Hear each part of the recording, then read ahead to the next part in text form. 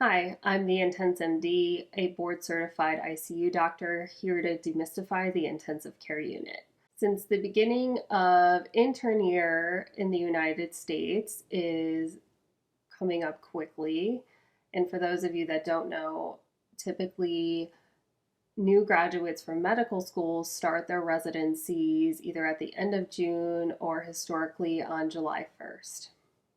So this video is going to be my advice for anyone who is starting a residency program, and this can be applicable to anybody starting a new job. Most of these are just general starting a new job advice, but there are some that are specific to residency.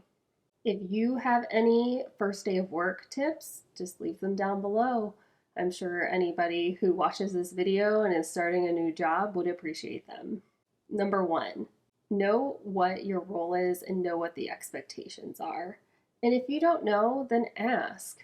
So typically when I started a new rotation as a resident, I would ask my senior residents or the fellow I was rotating with or the attending what is expected of me on that service, because your role might change depending on which rotation you're doing. And this can also go for starting a job as an attending, because although I am an ICU doctor and I have been working in the intensive care unit, my role and expectations at my current job are slightly different from my previous job. And an example is sometimes a physician is required to be on the rapid response team and go evaluate the patient. Sometimes it is done by a critical care nurse. So knowing if that is part of my job description or not is important to me. So I know if I hear a rapid response called overhead, if I'm supposed to go or if that's somebody else's job. Number two, be aware of your surroundings. And what I mean by this is get to know your workplace culture and who your managers are, who your boss is, knowing the hierarchy in terms of, again, who has what role. If you have an issue, who you need to report to.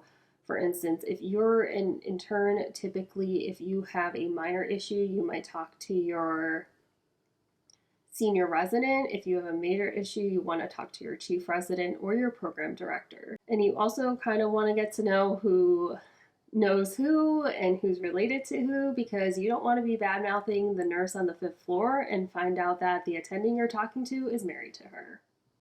3, first impressions do matter.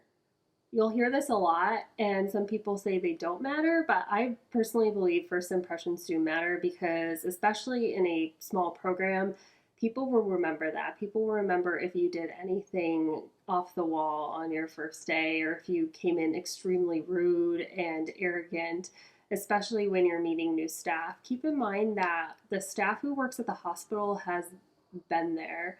Most of them have been there for a long time. The attendings, the nurses, the respiratory therapists, the physical therapists, this is their job, this is their home. As an intern or a trainee, you're there for a short period of time and you cycle out. So if you walk in like you know everything and you know what you're doing, that might put a bad taste in the mouth of the people who have been there much longer than you have. So if you're starting your intern year, one of your fears may be the code blue.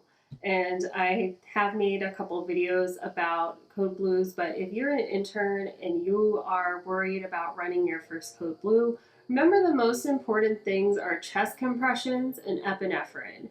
Make sure they are doing adequate chest compressions, and make sure the epinephrine is going every 3 minutes. Besides that, everything else is extra. My only caveat to that is I make sure that the pads are on the patient as soon as I walk in the room. If they are nowhere to be found, I make sure that I am telling somebody to put the pads on the patient, because when you're doing a rhythm check and you don't know what the rhythm is because the pads aren't on the patient, that is not helpful. If it's a shockable rhythm, you want to know that.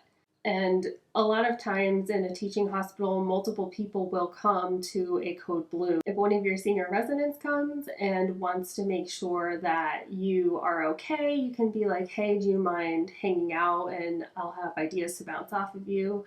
But medicine is a team sport. Even when I'm writing code blues and I feel like I'm out of ideas and I don't really know what's going on with the patient, I'll say, these are the things that are going through my head, and these are the treatments that I've tried so far to resuscitate. Does anyone have any other ideas? There's no shame in asking for help, and that is actually my next tip. Don't be afraid to speak up and ask for help, whether it's silly things like where's the lounge, what's the code for the call room, how do I put this order in on Epic or the EMR system. Or if you feel like you're really struggling, if you feel like you're behind your class, you can ask your senior residents, I really want to work on this while I'm rotating with you this week or these next couple weeks. Can we work on this? Or can you give me feedback on what I should work on? Reflect on what you learned that day. I've been attending in residency where every day at the end of the day, he would ask us what are 3 things we learned that day. And sometimes I remember my first week, I told him I learned how to do a discharge, which, is true. I didn't know how to use the EMR to discharge a patient from the hospital, but I learned that day. You could say I learned the right dosing for metoprolol for AFib with RVR. Just think of little things that you learned every day and reflect on what you've been learning, because by the end of the first year, you're going to be shocked by how much you learned, and you won't really realize it until the new class comes in and you see, I don't want to say how much they don't know, but you're going to remember being in that position and say, wow, I've come a long way in the first year. Make sure you introduce yourself to your patient and what your role is in their care. Patients see a lot of people in and out of their hospital room every day. Sometimes they see multiple types of doctors. They'll see the physical therapist, the occupational therapist, respiratory therapist, speech therapist, their nurses. They'll see so many people that they might get confused as to who is who.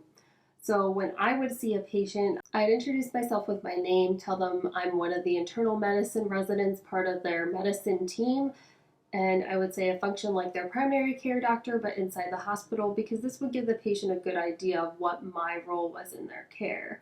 So now I tell somebody that I am the intensive care doctor, and I say I'm either here to evaluate you, to take you to the intensive care unit, or I will follow along with you as long as you're the intensive care unit.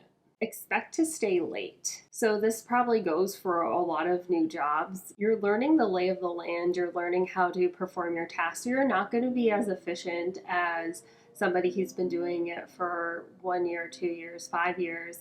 So now I'm a lot more efficient than I was as an intern. So I would be staying, probably up to an hour or so later than my sign out or my shift ending, just to complete documentation or circle back around about stuff or double check things for the next day, making sure that I had all appropriate imaging and morning labs ordered for my patients.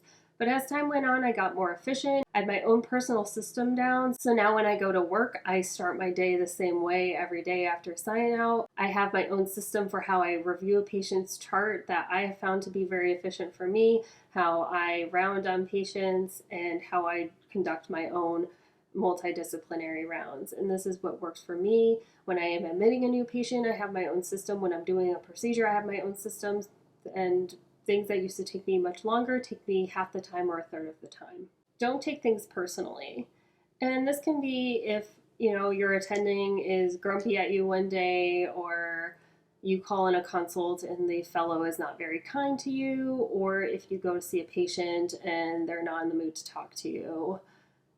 Don't take it as something against you. Everybody has good days and bad days, and for the patients, they're definitely not having a good day because they're in the hospital. I remember one time as a resident, I was rounding on my patients and I said to one of my patients, "Hey, how are you?" And she's like, "That's a very stupid question. I'm in the hospital." I was like, "Oh, you're right." But I was being polite and, doing what I consider to be a social norm. But to her, it was very irritating for me to come in kind of chipper and asking how she was. And finally, number 10, you are not expected to know everything on the first day. The whole point of residency and fellowship is to train you. If you were expected to know everything about being a doctor in your specialty, there would be no point in these training programs. Also, if you're watching this wondering how to best prepare for intern year so you make a good impression on the first day. Just come willing to work and eager to learn. These last few weeks between med school graduation and intern year beginning is a very rare time where you get to relax and not have any responsibilities. So just enjoy the time between graduation and starting intern year. So those are my 10 tips for starting your intern year, starting a new job. And if you have any tips, please leave them below. Otherwise, I'll be back on Tuesday with another video.